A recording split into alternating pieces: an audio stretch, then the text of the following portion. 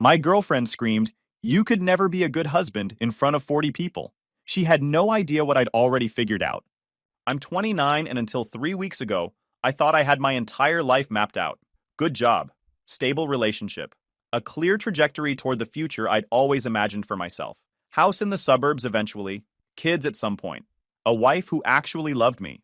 The whole package that people spend their 20s working toward. Then my girlfriend of 4 years decided to detonate everything at an engagement party, in front of every person we knew, while I just stood there absorbing the shrapnel like some kind of emotional punching bag. Her name was Megan. We met at a mutual friend's birthday party almost 4 years ago. It was late September, the kind of evening where the air is just starting to turn cool, but you can still wear short sleeves without freezing. I was standing by the snack table, minding my own business, nursing a soda, and half watching the room when she walked up and started a conversation about the playlist. Something about how whoever was in charge of the music had absolutely terrible taste. I laughed. She laughed. We spent the next 2 hours talking about everything from our jobs to our favorite movies to that weird phenomenon where you always think of the perfect comeback 3 hours after an argument ends. By the end of the night, we'd exchanged numbers. By the following weekend, we'd had our first official date. 6 months after that, she was moving boxes into my apartment and rearranging my kitchen cabinets without asking permission. It felt natural, easy, like we just fit together without having to force anything or negotiate who we were. I work as an HVAC technician. Been doing it for about 7 years now. Started right after I finished trade school. The pay is solid, the work keeps me busy year-round, and I'm genuinely good at it. There's something satisfying about fixing things that other people can't figure out. About walking into someone's house on the hottest day of the summer when their AC is dead and walking out 3 hours later with the system running perfectly and the homeowner looking at you like you just performed a miracle. It's not glamorous work. I come home sweaty and tired most days, but it pays the bills and then some. And I've built a reputation good enough that my boss gives me the complicated jobs that the newer guys can't handle. Megan was a paralegal at a mid-sized law firm downtown.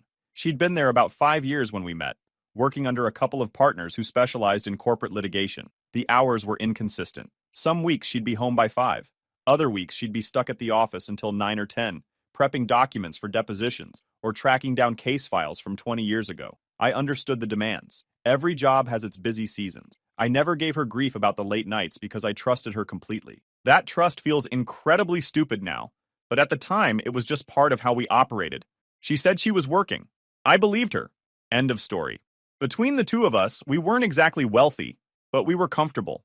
More comfortable than most people our age. We split expenses fairly, never really argued about money, and we had enough left over each month to take one decent vacation a year and put something aside for future plans. We talked about those plans constantly, not in an obsessive, pressure-filled way, but in that comfortable, natural way that couples do when they've already decided they're building a life together. Where should we go for Christmas?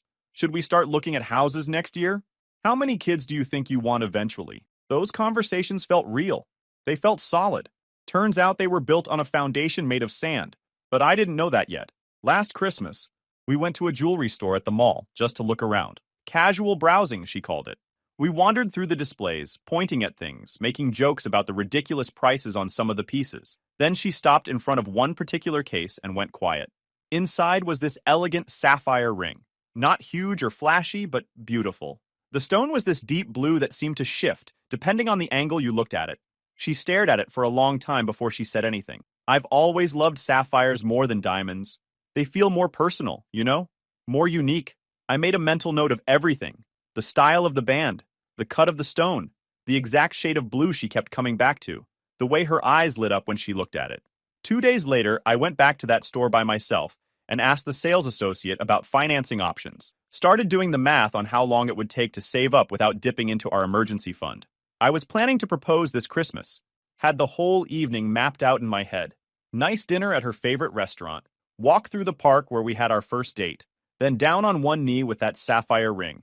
Looking back now, I can see the cracks I missed. The little details that didn't quite add up but were easy to rationalize when you trust someone completely. The late nights at work that became more and more frequent starting around September.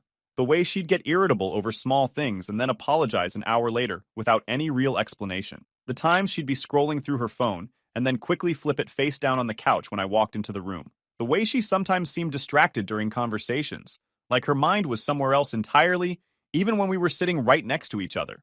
I told myself it was work stress. Her firm had picked up a major case over the summer, and she mentioned multiple times that her boss was writing everyone hard about deadlines. She'd come home exhausted some nights, barely having the energy to eat dinner before passing out on the couch. I felt bad for her. I picked up extra slack around the apartment, did more of the cooking, handled the grocery runs without being asked. I was trying to be supportive because that's what you do when you're in a relationship with someone you love. You carry more weight when they're struggling. She wasn't struggling, she was cheating. But I wouldn't find that out for another few months. The week before the party was when things started feeling noticeably off. Not just the normal stress or moodiness I'd learned to navigate, but something more fundamental. She was distant in a way I couldn't explain, like she'd already checked out of the relationship emotionally and was just going through the motions until something changed. She stayed late at the office 3 nights that week. I offered to bring her dinner one of those nights. Thought it would be a nice gesture. Maybe brighten her day a little. She told me not to bother. Said she'd just grab something from the deli in her building. Don't worry about me. I'll be fine. I didn't push it. I figured she needed space. I figured the pressure would ease up eventually, and things would go back to normal. I had no idea that normal was already gone, and that the woman I was planning to propose to was spending those late nights with someone else. The party was supposed to be a celebration. My cousin Brandon was throwing an engagement party at his place in the suburbs. Nice house on a quiet street. Big backyard with a professionally landscaped patio. String lights hanging between the trees. One of those outdoor speaker setups that made the whole space feel like a venue. Brandon had done well for himself over the years. He worked in commercial real estate, and the house reflected that success without being obnoxious about it. About 40 people showed up. Family, friends, some of Brandon's colleagues from work, some of his fiancée Kristen's people. The atmosphere when Megan and I arrived around 7 was exactly what you'd expect. Music playing, people clustered in groups around the patio and living room, laughing and catching up. Trays of food on the kitchen counter.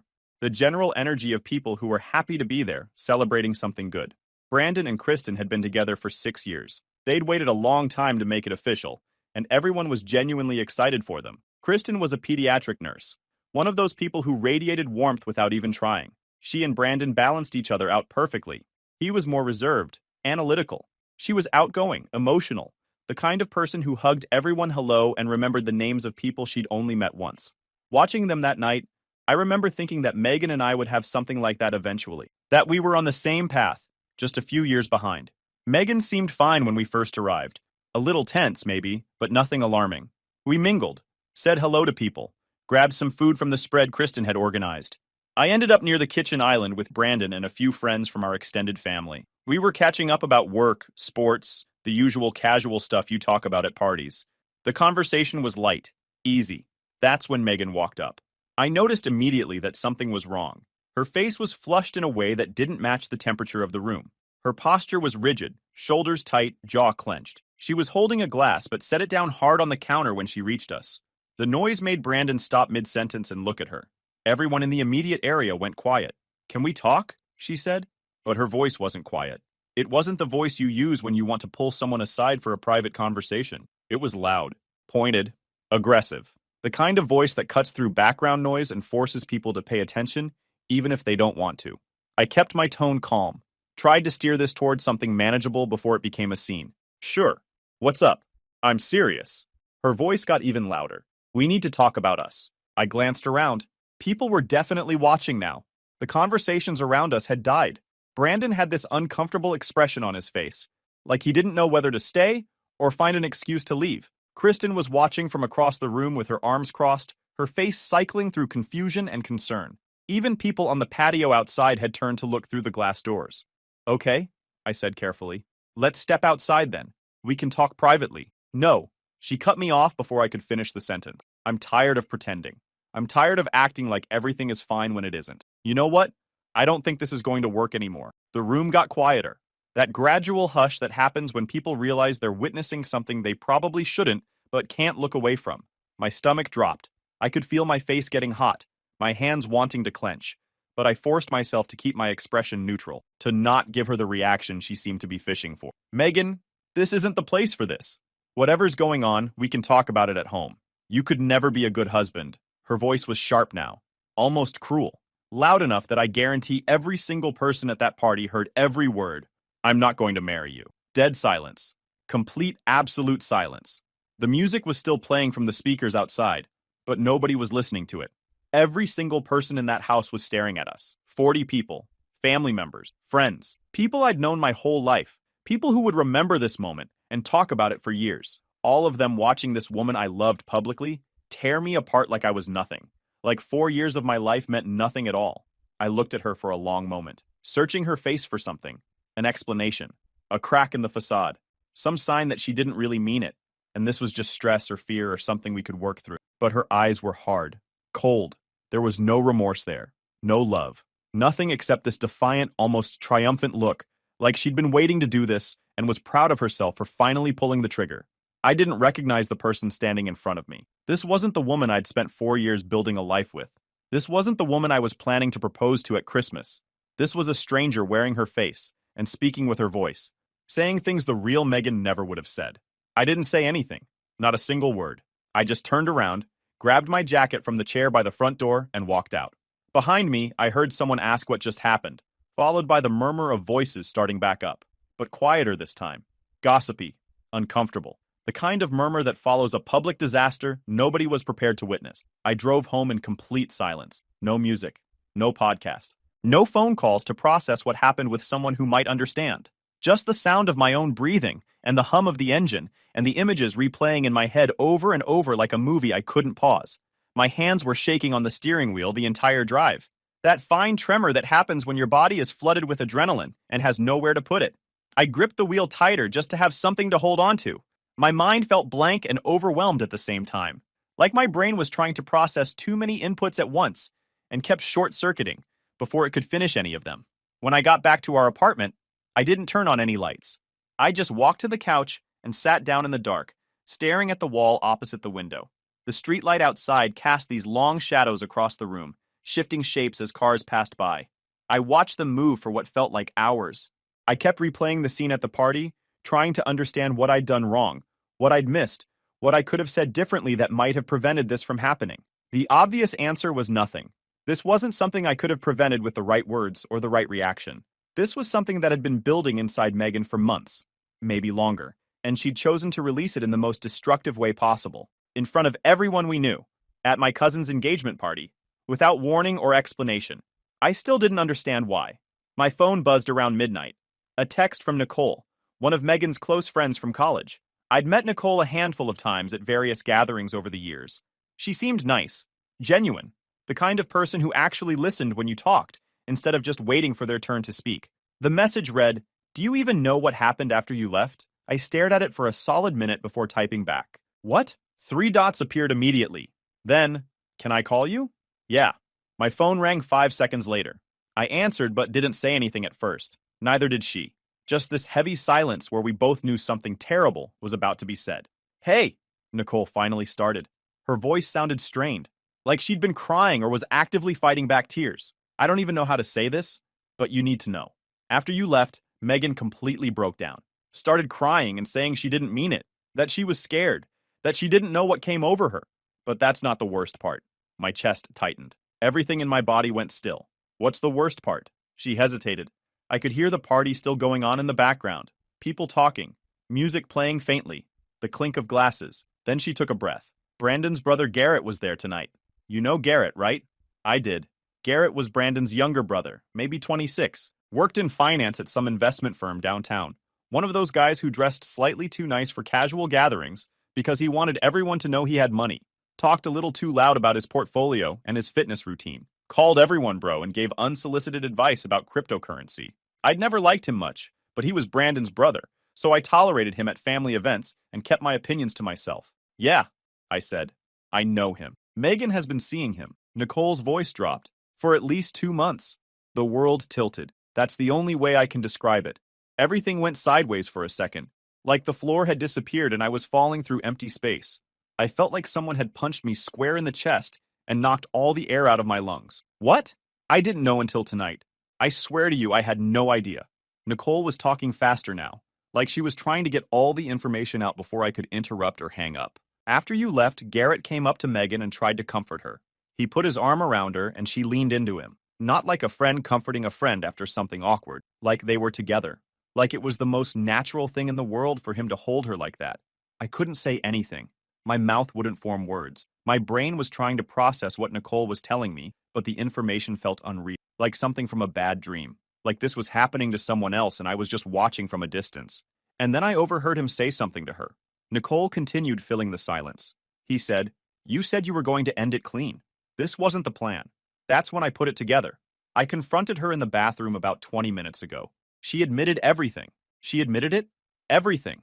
She said it started at some work event Garrett was at back in September. They ran into each other, started talking, and it just happened. That's what she said. Like it was some kind of accident. Like she tripped and fell into a 2-month relationship with your cousin's brother. But 2 months isn't an accident.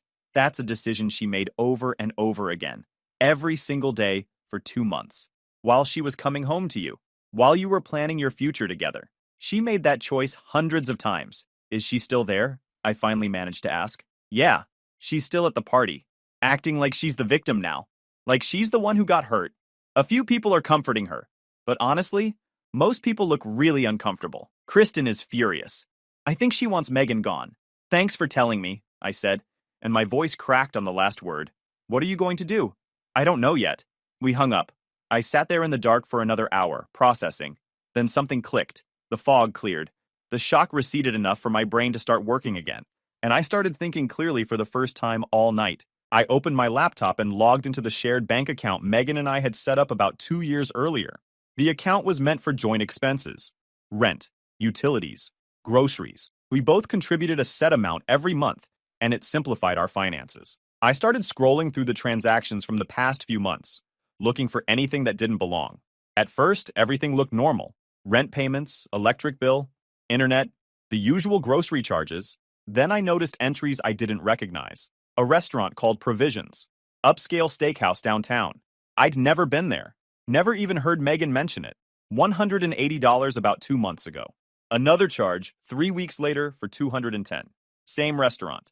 Then there was a hotel charge from 4 weeks ago, $340 at a boutique hotel about 15 minutes from our apartment. A place called the Lenox, the kind of place you stay at when you want to feel fancy for a night. Megan had told me she was at a work conference in Chicago that weekend, said her firm was sending a group to some legal seminar. I'd offered to pick her up from the airport when she got back, and she'd said, "Don't worry, I'll just grab a cab." I'd believed her because why wouldn't I? I took screenshots of everything, every transaction that didn't make sense, every restaurant I'd never been to, every hotel charge that didn't match any trip she'd told me about. 11 transactions in total. Over $2,000 of our shared money spent on her affair. I saved every screenshot in a folder on my desktop, named it Evidence. Then I closed the laptop and stared at the ceiling until the sun came up. Update 1. I didn't sleep that night. Couldn't. Every time I closed my eyes, I saw her face at the party. That cold, defiant expression. I heard her voice telling me I could never be a good husband while 40 people watched in silence. I imagined her with Garrett. The dinners. The hotels. The texts they must have exchanged while I was in the next room thinking everything was fine. I went through every memory from the past few months, re-examining everything with new context. The late nights she blamed on work, too tired to go out on weekends, irritable for no reason, starting arguments over nothing just to have an excuse to leave the room and text him. I could see it all now. Every lie, every manipulation, every time she'd looked me in the eyes and told me something that wasn't true. Around 6 in the morning, I heard keys in the apartment door. Megan came in quietly, trying not to make noise. She was still wearing the same dress from the party. Her makeup was smudged under her eyes. Her hair was a mess. She looked like someone who'd spent all night crying and was now operating on fumes. She froze when she saw me sitting at the kitchen table with my laptop open and a cup of cold coffee in front of me. "We need to talk," I said. She dropped her purse on the counter and crossed her arms defensively, already preparing her defense before she even knew what I was going to say. "I know," she started. "I messed up last night. I was upset and I didn't mean to. How long have you been sleeping with Garrett?" Her face went pale. All the color drained from her cheeks in about 2 seconds. Like I just dumped a bucket of ice water over her head. "What? Don't lie to me." "Not now." Nicole told me everything, and I found the bank statements. I turned the laptop around so she could see the screen. All the suspicious transactions highlighted. Provisions, the Lenox, every charge that didn't belong. She stared at the screen for a long moment, her mouth opening and closing like she was trying to find words that wouldn't come. Then her shoulders sagged. All the fight went out of her body at once. It just happened. It wasn't planned. 2 months isn't just happened, Megan. 2 months is a relationship. 2 months is a decision you made every single day while you were lying to my face. While I was cooking dinner for you because I thought you were stressed from work. While I was planning to propose to you this Christmas. I was confused, she said, and her voice cracked. We've been together so long. I started wondering if this was really what I wanted. Everything felt so routine, so predictable. Garrett made me feel excited again, like things weren't so boring. So you humiliated me in front of 40 people because you were bored with our relationship. I could feel the anger rising now, hot and sharp in my chest. That's your explanation. You were bored. That's not fair. You know what's not fair? Spending 4 years building a life with someone who was shopping for upgrades behind my back. Planning a proposal while you were spending our money on hotel rooms with my cousin's brother. Finding out the woman I loved was a liar and a cheat at an engagement party in front of everyone I know. That's not fair. You don't get to tell me what's fair. She started crying then. Big, dramatic tears rolling down her cheeks. But I'd seen Megan cry before. Real crying. This wasn't it. This felt calculated. A tool she was pulling out because she thought it would work. Because it had worked before when she wanted something from me. I'm sorry, she sobbed. I really am. I made a mistake. One mistake. Can we just talk about this? Can we try to work through it? There's nothing to work through. I want you out of the apartment by the end of the week. This is my place too. The lease is in my name. You moved in after I'd already been here a year. Check the paperwork if you don't believe me. You were a guest in my apartment and guests can be asked to leave. She stared at me like I'd slapped her. You're really going to throw me out? Just like that? After everything we've been through? You threw us away the second you got into bed with Garrett. I'm just making it official. Get your stuff.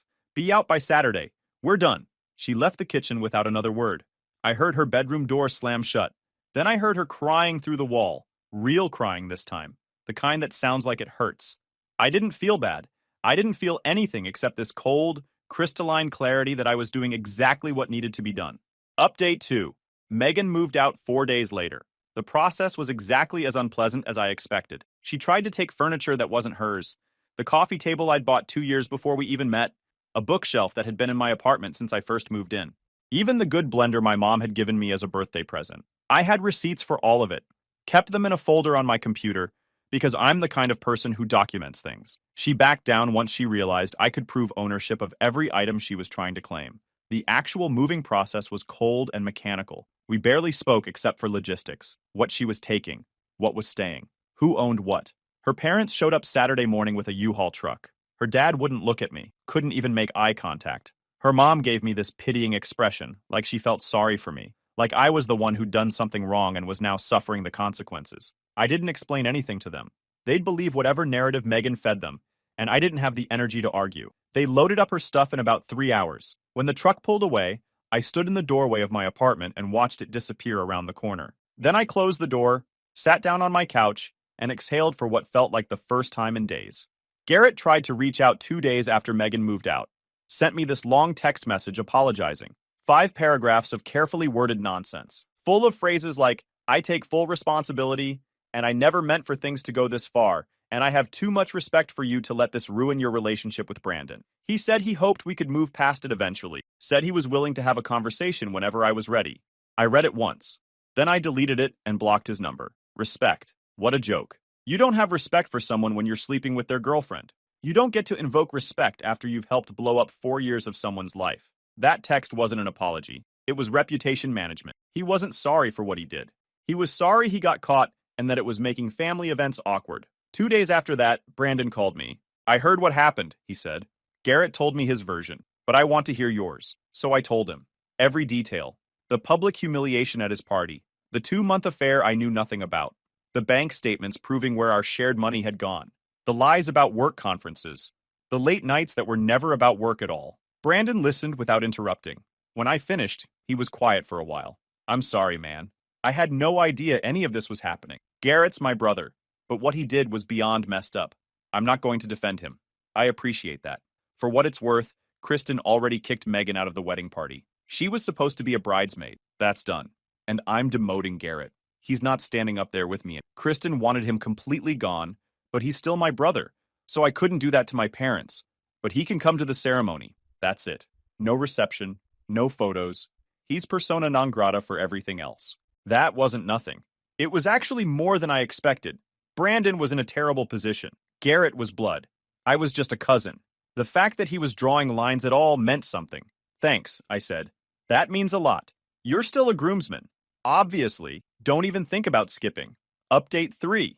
2 weeks after Megan moved out, I got a message from her on Instagram. Long and rambling. Multiple paragraphs of text that I didn't fully read. The gist was that she'd made the biggest mistake of her life. That Garrett wasn't who she thought he was. That she realized I was the one she actually wanted to be with. That she'd been foolish and impulsive, and that what we had was real. That she knew she'd hurt me, but believed we could work through it if I just gave her a chance to make things right. I didn't respond. Didn't even open the full message. Just blocked her. Then blocked her on Facebook. Then her backup email. Covered all the bases. But here's where things get interesting. A mutual friend named Cameron reached out a few days later. Cameron existed on the periphery of our social circle. We weren't close, but we saw each other at gatherings occasionally. He texted asking if I had time to grab food. Said he had information I might want to know. We met at this burger place near my job. Cameron looked uncomfortable from the second he sat down. Spent the first few minutes making awkward small talk. Finally, I just asked him to get to the point. He sighed and put down his food. Look, I don't want to stir up drama, but you deserve to know the full picture. So tell me, Garrett was seeing someone else the entire time he was with Megan. Some girl from his office named Ashley. They've been together for over a year. Megan was the side piece the whole time. She didn't know. I let that sink in. So Megan cheated on me with a guy who was cheating on his girlfriend with her. Pretty much. Cameron nodded. When she found out about Ashley, she lost it. Found texts on Garrett's phone. Stuff that made it obvious Ashley wasn't some new thing. They've been together way longer than Garrett and Megan were. What happened? She confronted him. He told her straight up that she was just a fling.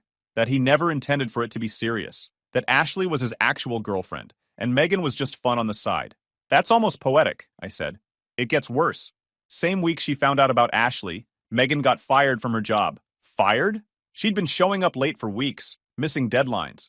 Her work quality tanked. Then she got into a screaming argument with her boss about some filing mistake. Her boss had been lenient because of Megan's track record, but the argument was the last straw. HR walked her out that afternoon. I sat back in my chair.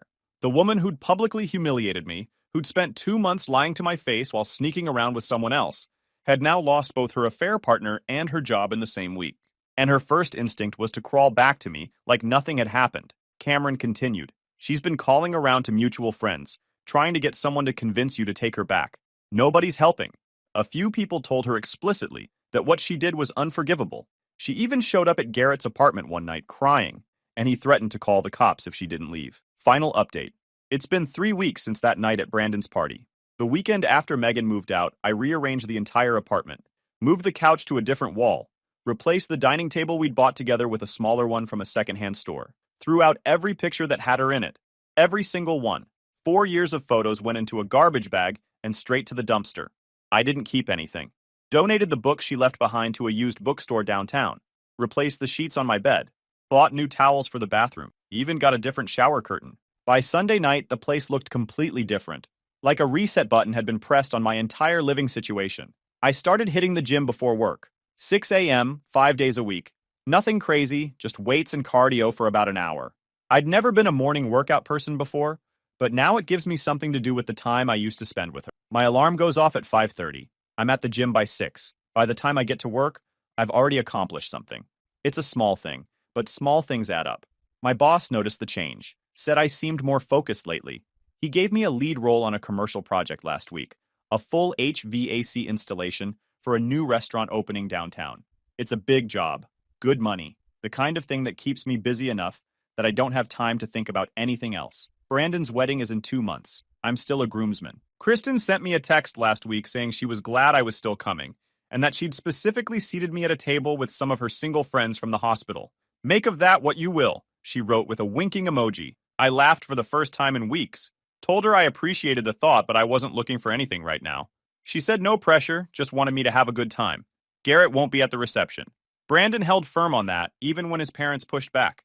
Apparently, there was a big family argument about it at his parents' house last weekend. His mom wanted everyone to move on and act like nothing happened. Brandon's dad tried to stay neutral, but Brandon didn't budge an inch. He told them flat out that Garrett made his choice when he decided to sleep with his cousin's girlfriend, and now he has to live with the consequences. Kristen backed him the whole way. She told me later that she'd threatened to uninvite Garrett from the ceremony entirely if Brandon's parents kept pushing. That shut the conversation down pretty quick. The whole thing has apparently caused a real rift in their family. Garrett and Brandon aren't speaking. Their mom keeps trying to arrange family dinners to force them into the same room, but Brandon refuses to go if Garrett's there. It's a mess. Part of me feels bad that my situation caused all this drama for Brandon. But then I remembered that I didn't cause anything. Garrett did. He made every choice that led to this outcome. As for Garrett and Megan, they tried to make it work for about a week after the Ashley situation blew up. I guess they figured if they were both single now, maybe they could turn their affair into a real relationship. That lasted exactly 5 days before Garrett blocked her number and told her to stop contacting him. Apparently, he got tired of her pretty quick once the excitement of sneaking around wore off. Turns out the thrill was the affair itself, not the actual person he was having it with. She showed up at his apartment one more time after that. Middle of the night, banging on his door, crying and asking him to just talk to her.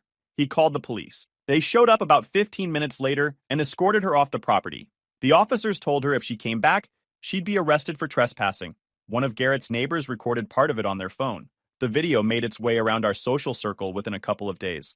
I didn't watch it, but apparently it's pretty rough.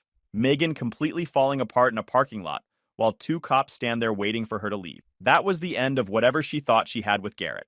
Last I heard, Megan moved back in with her parents about an hour outside the city. Small town, nothing much going on there. She's unemployed. No job prospects that anyone knows of.